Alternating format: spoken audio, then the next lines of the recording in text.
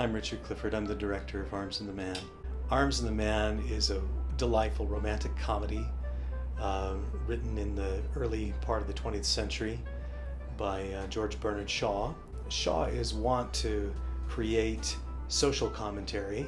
The social commentary that he wants to address in this particular piece is our idealized views of each other, the romance of war. Shaw is using this play to help us recognize that there's a balance between the pragmatic and the ideal. The story begins in a lady's bedchamber in the wintertime during the Serbo-Bulgarian War, which was in 1885 to 1886. And on this quiet evening, we hear rumors of fugitives from the battle being pushed through the town, and eventually our heroine, who is our protagonist, Raina, finds herself face to face with one of these enemy fugitives.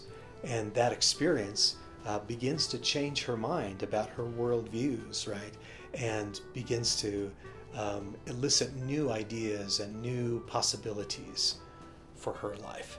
I think it's an exciting story, and it's one of the few, I think, in some of our recent classical literature where we have a female protagonist who is strong, who is courageous, who is changing and developing and evolving. So it's a great piece, I think, in terms of a family piece as well. It adapted really, really well, I think, for the radio. A radio play is a great way for our students to explore a new avenue of performance that we don't typically get to do with live theater. And with COVID-19 restrictions and cautions, we wanted to create something that would allow the students to be creative and to participate, but maybe stretch some muscles that they're not used to stretching by relying entirely on their vocal work rather than on their physical appearance. Good voice acting is only one part of this, right? We need to create a whole aural environment so the audience can get into the world of Bulgaria in the 1880s.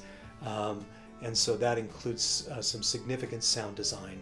So that sound design will include music that we might typically have in a production, but also trying to create the world and the interactions of the characters, where we might have used scenery or costumes or some other way, or lighting or some other way to do that visually in a live performance. Now we've got to think of how does that translate into something that I'm just hearing in my headphones. So we'll be recording the voice work separately from the sound effects, which will also be recorded as live Foley performance over the top of the voiced work that we will do. So we're planning to broadcast on KBYI local radio the end of March and the first week in April. There will be several performances that will be aired in their regular programming, and people can tune into those recorded programs on the radio live. But then we're also planning to have the recorded stream available on our social media channels, so that individuals can watch it whenever it's convenient for them, or whenever they feel the mood for a little Shaw in their lives.